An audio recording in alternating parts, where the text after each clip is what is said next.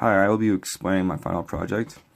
For my final project, I will be demonstrating how to detect a hacker through a very similar situation of one of the labs we did in classes, for our class. This lab was for ARP poisoning and involves the same machines as the lab did, with the server, client, and calling machine. For this lab, we will have the server and client as our innocent machines, and the calling machine supposedly hacked, trying to cause trouble within the network.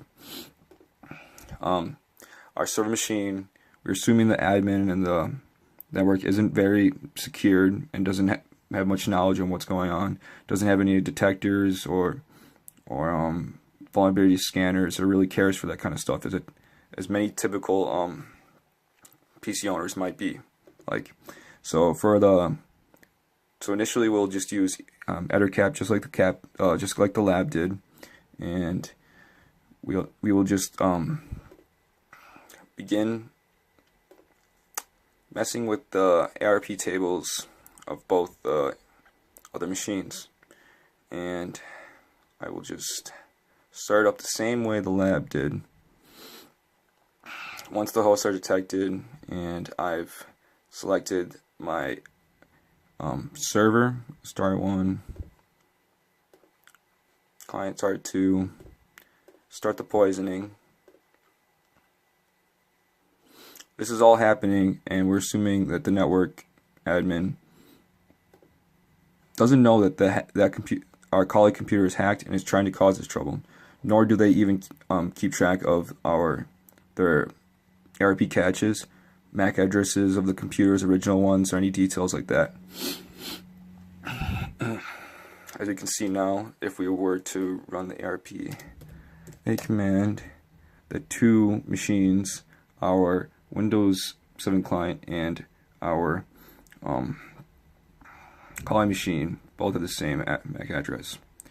So now we know that our calling machine has poisoned the tables and is able to basically sniff the network and learn a lot more about packets going through between both the server and client, from which our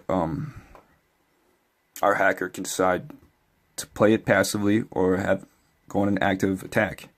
Passively, they can sit there and learn more about the packets, even forward the information to a server that could possibly be even across the world, learn a lot more about the people within this network and everything. Even though this is just a small network, you can still learn a lot from the packets and everything. So we're assuming that our hacker now wants to implement an attack on the network. This attack could be during anything. Maybe he found out there's a meeting or something that they need their computers at this time. Maybe they were going through downloads. Maybe it's a business they want to attack and they want to slow network speeds. For this attack, I'm going to do a DOS attack and flood the network with SIM packets. And I'll use the HP3 ping command, and for this I will spoof where the source address for the packets, and I'll have it coming from the Windows 7 client, the innocent client. And this is a idea that a lot of hackers could possibly want to do, because they don't want to be caught right away when they're maybe they want to linger in the network for longer and not be caught. Maybe not want to be looked into as much. And when there's spoofing the address to be an innocent client, maybe the admin will eventually look more into that other machine rather than the one that the hacker is actually controlling. And once I start this up, I don't want to keep it going on for too long, because I know my computer starts to power away because of how many packets are sent. I can go to the Windows Server machine and unknowingly see how there is just packets of SIM packets, and we can see right here the source of the Windows 7 machine to the server.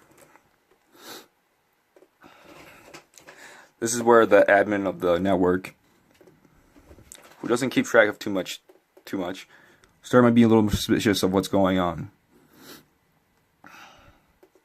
And if our admin were to finally start to take action and see what was going on within the network, they could check IP config, look at what's going on, port numbers and everything, and then maybe they would may come across their ARP tables and realize the two physical addresses are the same. At this point, maybe they have already installed more detection tools, maybe vulnerability scanners and whatnot, but they may also should consider looking into an ARP detection, poisoning detection tool. And that's what I did for this. I decided to install XARP, which is a detection system that warns you of changed MAC addresses within your network. Here it shows all hosts, MAC addresses, and plenty more information. We can view the detected attacks, and when comparing to what we have currently and the reports of what was going on, we can see that right here the MAC address for our Windows 7 machine was changed originally from this new address. Now this can give a strong indication that our Kali machine is the hacked machine implementing all these attacks.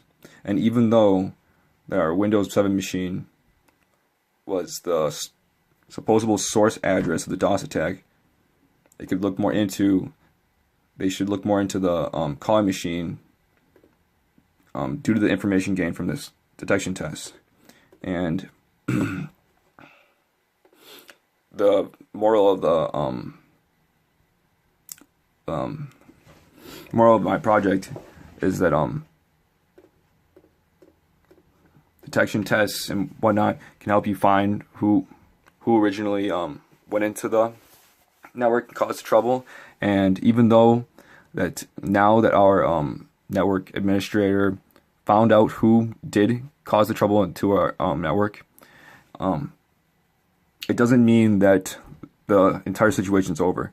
There could have been a lot more serious things that gone on, especially in a larger network. Our attacker could have installed keyloggers, could have attacked more computers, poisoned more ARP caches, and done a lot more dangerous things into our network. So simply, the best way to protect our network is simply to prevent the hacker from ever reaching it. This can give a good indication that our network admin should look more into using detection systems and vulnerability scanners. May it not be through ports and all of that, but it could be from someone that's already within the network that can cause trouble and everything, not from the outside. And this is my project. I was hoping to use the PowerPoint to help explain to the class and show screenshots and compare it to the similar lab we did for the ARP poisoning. Thank you.